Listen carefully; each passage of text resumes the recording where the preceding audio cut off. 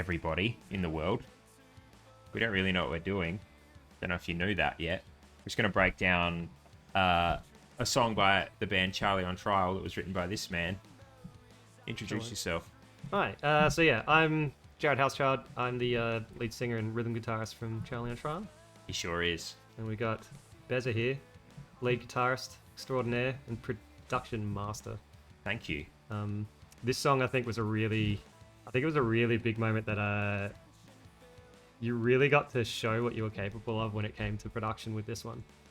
Yeah, it was definitely a good one to cut my chops on. It was something that I really hadn't had much experience with, that's for sure. Slowly but surely came together as we started to break it down. Yeah. Completely break it down and then build it back up again. So in this video, we're going to talk a little bit about the history of the song. It's not all going to be audio nerd production stuff. We're going to break down the history of the song, how it was written, maybe a few little pearls about the source material for the song without giving too much away. And then we're just going to go into some of the production stuff. Insight into what happened and what went into this song, I think. Yeah, that's it. Shall we crack in? All right, I've got a question for you. How old is it? How old is this song? That is a good question because I look, don't know how old it is. Like all of the old stuff, it's like too old to remember anymore. It's at least 11, 12 years old, but I think this was the last song that we did before the hiatus. It was... Really? I think it was. Yeah, right. And it was only written as a 3-piece.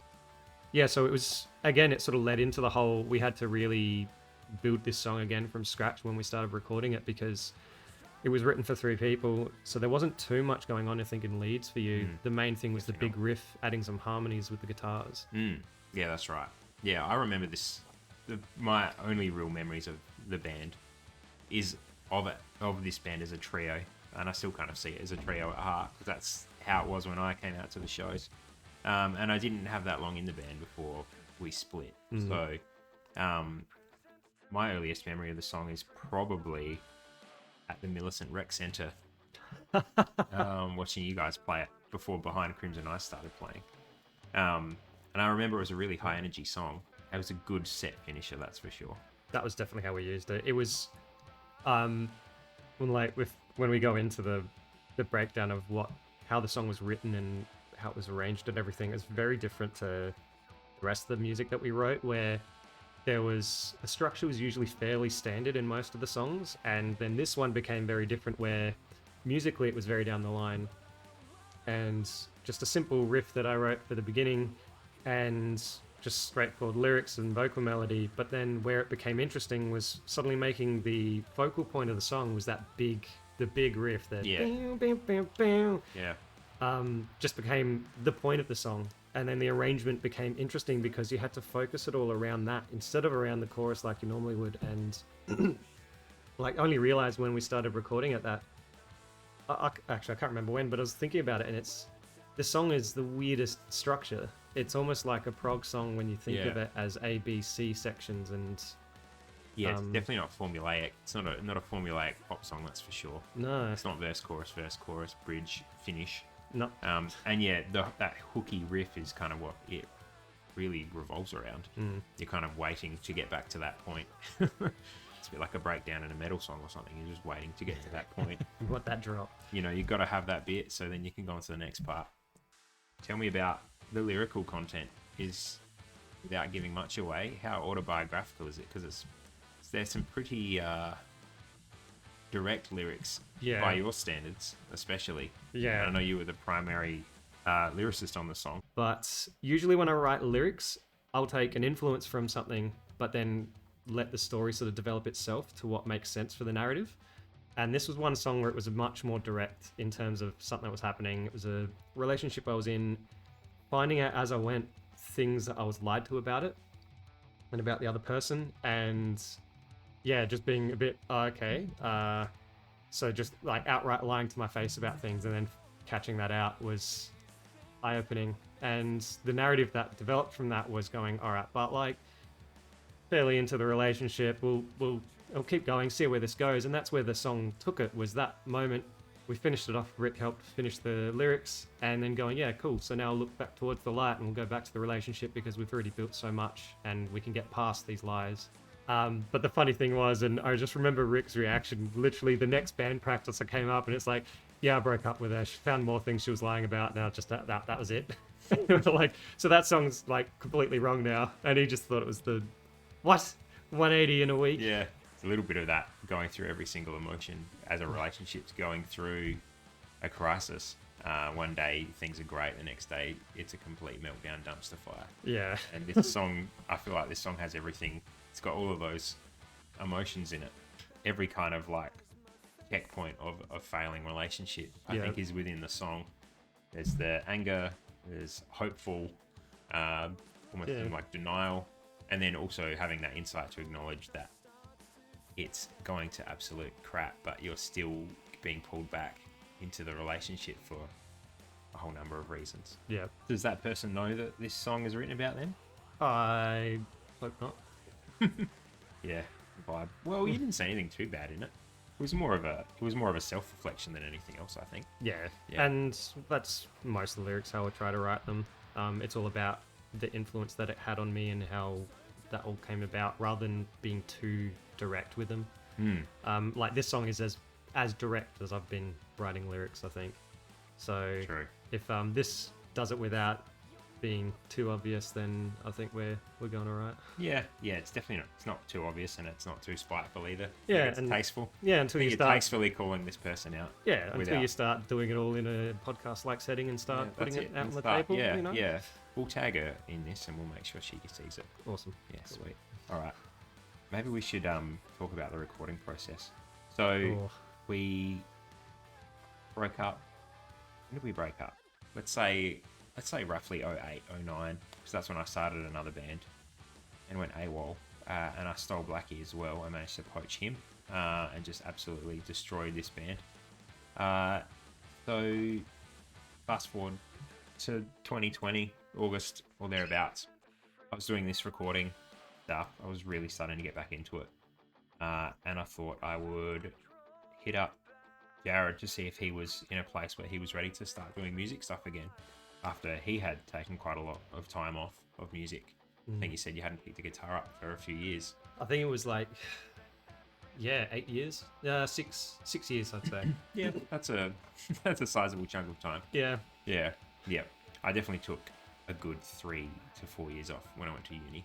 Oh wow. Okay. So I know the feeling, and it's quite interesting coming back to something that was such a passion when you were younger and taking all this time off and then coming back. Bit of a trip. It's very strange. Like remembering just how big a part of your life music was, and like gigging, writing, chasing that dream, and then somehow forgetting it and rediscovering it has just been like, I don't know, it's been just a whole new awakening. Absolutely. I think. Yeah, and just like that boyish, like just infatuation with a hobby has definitely come back, or has for me anyway. Oh yeah. But now having a career and having money to spend on it has been nice too. It's been handy. It's been dangerous. Very we dangerous. have been the worst influence on each other with guitar pedals and everything. We have, yeah. Hence me being 32 and buying a streaming setup just out of nowhere. I guess we reformed middle of last year and started recording. We were really excited to do this song because of the energy it had when it was played live. And I loved this song when I played it live. Not that I played it live that many times, because it was basically 2 chords and I just got to play power chords like you. It was awesome.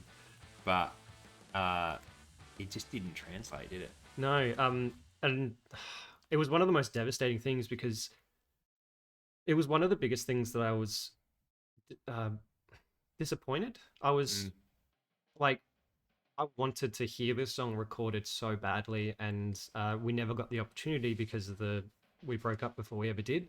And we always did little demo tape recordings in my bedroom at my parents' place back in the day with a single mic and everything, which actually isn't too far removed from what we're doing now, but just know how to do it properly now. Yeah, that's true. But yeah, I wanted to hear this song. The energy that we had live Like we were saying, it was a set finisher. It just had so much drive and energy behind it, and it just left on such a high at every gig we played it at. And then I wanted to hear that in a recording, and we struggled with this. Whether it was that big riff, trying to get that down in a clean way that translated properly, took a lot of effort and a lot of different trial and error of playing it in different ways so that it sounded good. And then once we finally did, we listened back to it, and we were listening to it for the first time and going, this song is just really long. Yeah, and that's, again, coming back to the abnormal form of the song. I think it's not formulaic in that pop song way. So to have such a strange song that goes for almost 5 minutes, has a strange structure, and is based primarily around just power chords. 2 chords, that's it. A lot of it, yeah. You just really noticed how long the song was. Yep. And it just didn't ebb and flow, and it didn't have, the great thing about playing it live back in the day was it was just a banger from start to finish, because it was just a loud rock song. Yep. You didn't have to have dynamic and flow. It was a high energy song, and everyone's just jumping around the stage doing their thing. Bass windmills from Blackie. Yeah, Blackie throwing his P-bass at a wall for fun, and all that jazz. Oh, that's a story, by the way. Blackie's bass actually flew into the crowd in one gig. And that was the night before the Behind Crimson Eyes gig that you were talking about earlier. Yeah, that's right. Yep. We literally had to figure out how to glue up his bass because the pegs got ripped out of it for the strap, and it went flying across the floor into the crowd. Yep. After attempting a double bass windmill. That's right. I think he also had to do all of that while driving 4 hours to a regional show. Yeah, and he was then in the back seat trying to glue it all together. turn up to the venue with a broken bass and figure out how to fix it in time. Yep. For probably what at that time was one of your biggest shows, national support. Yeah, I think that was our biggest show we've ever done. Yeah, definitely. And that happened the night before. Quite funny, yeah. That's our Blackie. Hey, Blackie. So yeah, this song just didn't really click until we started pulling it apart. I feel like that's probably a pretty good segue to the production. Have a look at the production stuff. I'm gonna press this button here. Oh, look at that. All right, headphones on. So I'm drawn back and feel hopeful for a... All right. So the start of the song, it was always just that riff, that clean riff that you did. That I think it's this. Yeah, this thing, right? Is that? I think this was the only thing we kept as it used to be, wasn't it? Pretty much, yeah. I think we just added some vibe. So we added these atmospheric guitars. That's right. Yeah. I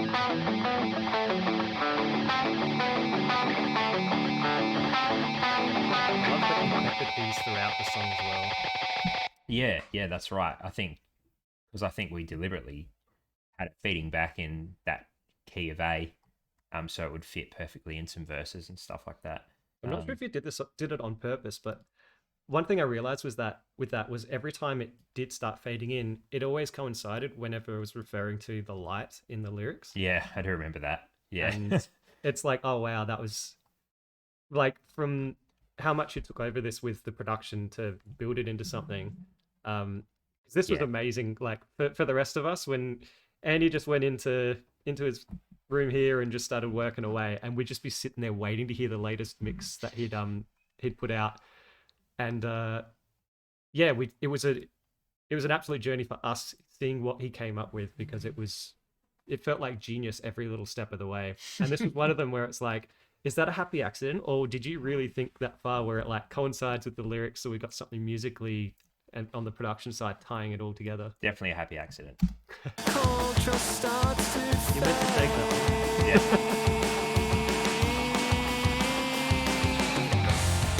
Yeah, totally meant to do that, Yes, I think I did it there as well. It's in the background here.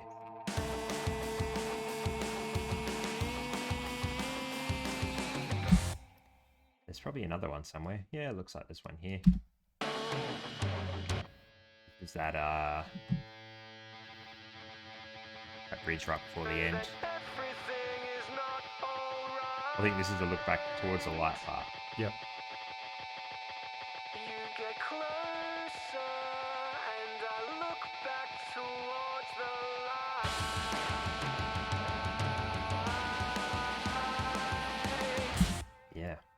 that turned out cool. It just makes it a bit more interesting to listen to. We should probably talk about how we bolstered up this riff, this like riff that the whole song's based around. Well, yeah. Oh, that was a labor of love getting that working. That was a complete bust.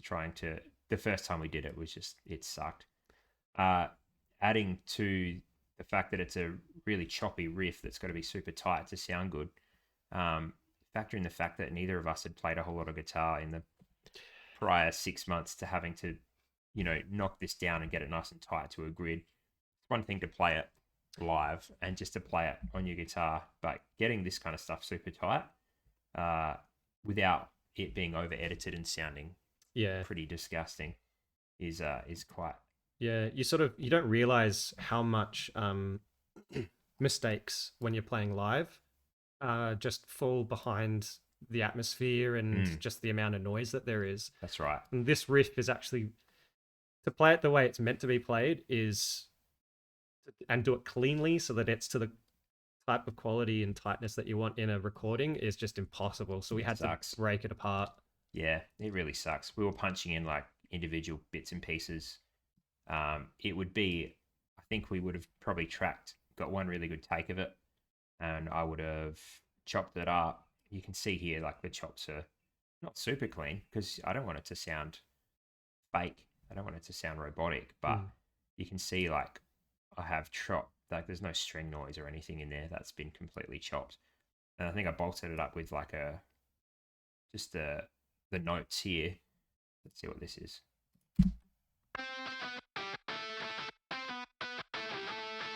So that's just bolstering up the riff.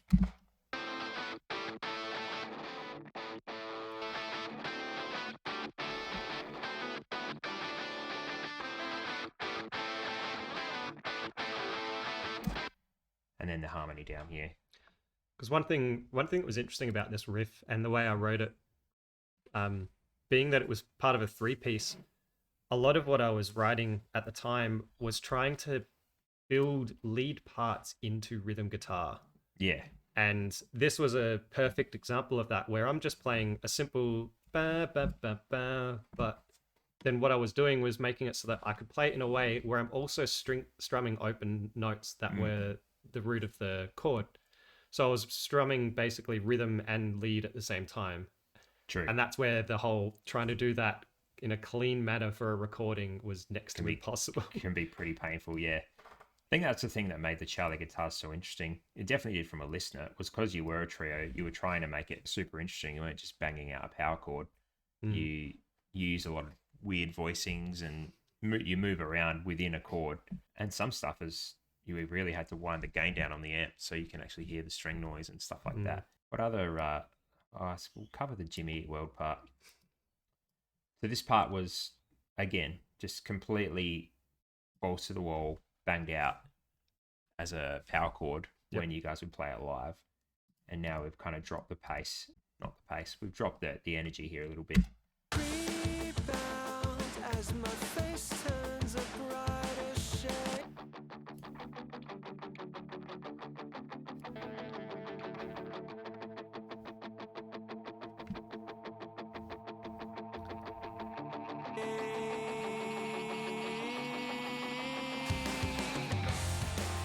I think that's one of the great things that you did with this was the production wasn't just trying to make things sound interesting. You actually fully reconstructed the flow of the song and you created nice dynamics where it wasn't just all balls to the wall like it was live, and you had sections like this to really cut it back so then when we got to the big moments they were bigger again. And that's the thing, it was almost like ear fatigue the way we originally did it. Yeah. It was just flat chat the whole time, but the song wasn't short enough. It wasn't probably focused enough to maintain that level of energy without it getting a bit boring. At least in the recorded scenario, that's straight out of the middle, right? It's Jimmy Eat World 101. Just having the left and right just doing something slightly different as well. Just makes it interesting to listen to. I love the space this has. Yeah. Was blinded, but this light contrast starts to fade.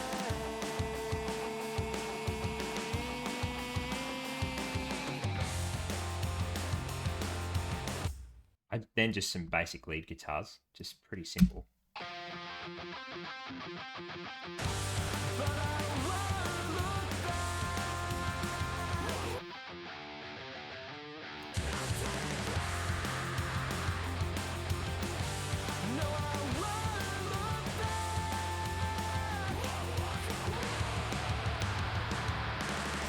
So yeah, that's just to add a little bit of excitement, to do something that's slightly different from the chords. Again, this song basically didn't have any leads in it at all, apart from that signature riff that everyone knows. Then we did this little polyrhythm thing, which kind of just ended up being a polyrhythm without me realizing, because I'm not actually smart at music. I don't know, I've done stuff like this before. I just, you know, Didn't when like realize one what you were rhythm doing. kind of, what's that? Didn't really realize what you were doing, what was behind it. Nah, I got no idea, dude. Nah, I don't know any music theory. And I just come from the skate punk, you know, come from a skate punk band, even though I can't skate and I'm not a punk.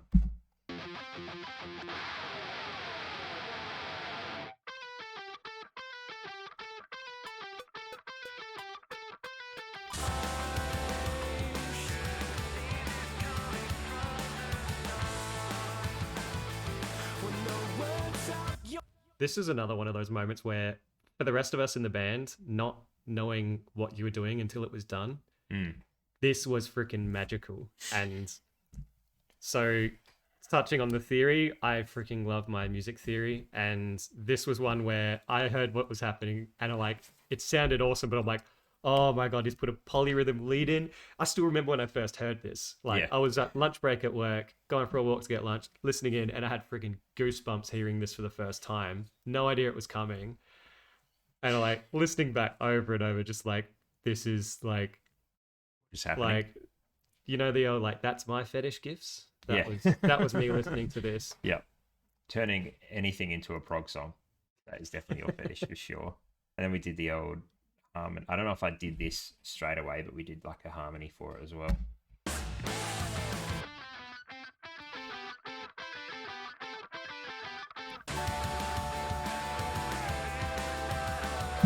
And again, I didn't like, it's tight-ish, but it's not completely sterile.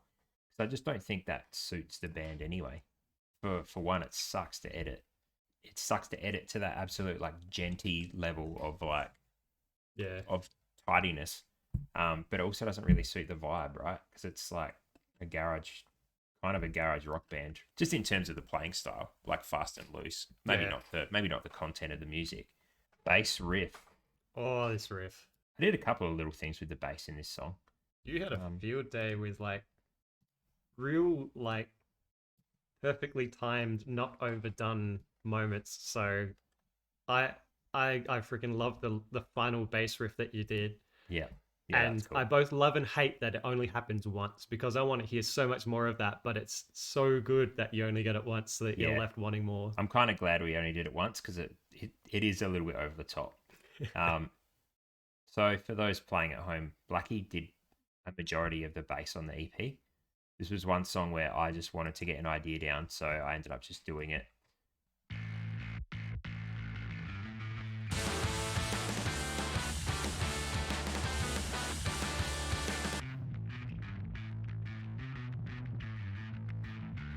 So it's just an alternate pick thing, right? It's obviously following the riff that you made, Yeah. just as tight as possible, which wasn't easy, that's for sure. I just love that it like adds it harmonizes with the already harmonized lead guitars. Yeah. And that blew me away as well. Yeah. Just sounds, again, going a little bit proggy.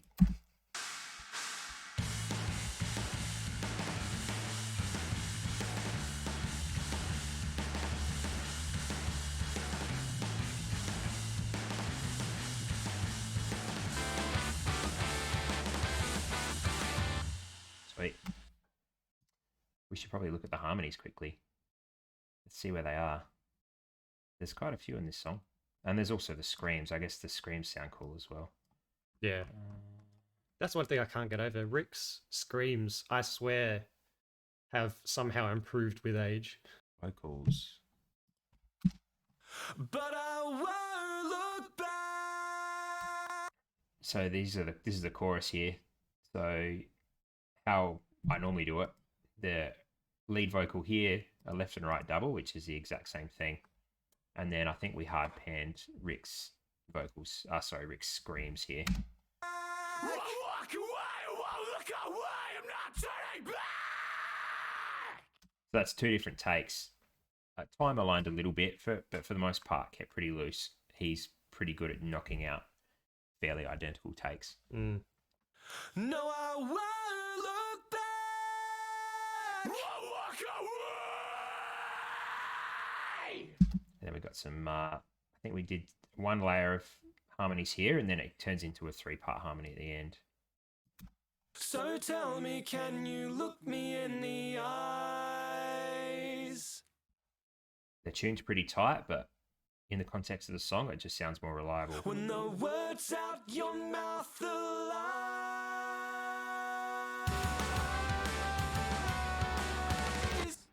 I kind of like that. Oop. 'Cause I will always look for.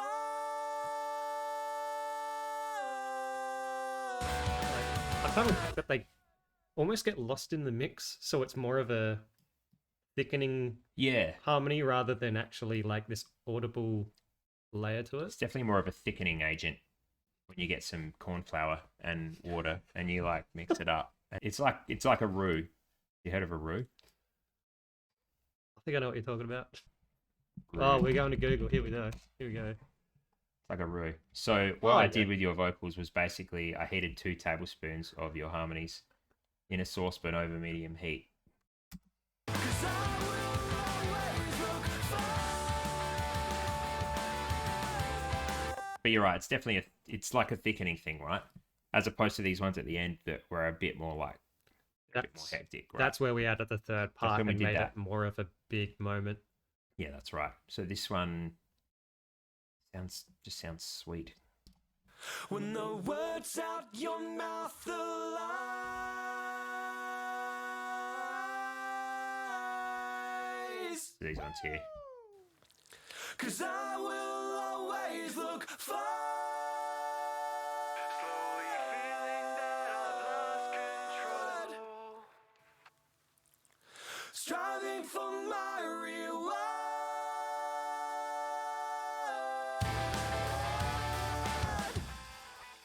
Also heard the little woo in there. Oh, That took a long time to get right, funnily enough. did it? Yeah, just to get it in the right spot. Rick was hell bent on getting that thing in there. Oh, I loved it. And I was like, yeah, cool, man. Like, that's cool. And now I love it. It's just there forever. 'Cause I will always look for. Yeah, these ones are definitely popping a bit harder, aren't they? Just with that extra layer there. So, I want that woo as a ringtone, message tone.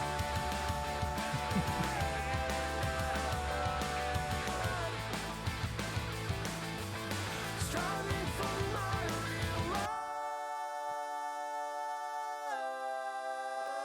reward. Nice. I think that's pretty much the whole song. Sweet. Thanks for watching. Hopefully you got something out of it. You might not have. If you didn't, then we wasted the last hour of our lives. Hopefully, I'm hoping this works. COVID shake, Oh yeah. bro. Cheers. If you enjoy it, let us know what you think of this format. This will be fun to do with some other songs as well, go into a bit of the story behind them. So let us know what you Yeah, think. definitely. Hit Yeah, that we've old got. like and subscribe. Yeah. Oh, yeah. Like and subscribe. Smash that like button. That's what I'm supposed to say, right? That's yeah. Smash that like button. Yeah. That's it's a legal thing on YouTube, right? We have to say that. Yeah, we have to say that exactly. Yep. All right. Peace. We'll do this again if you didn't hate it. Bye. 'Cause I will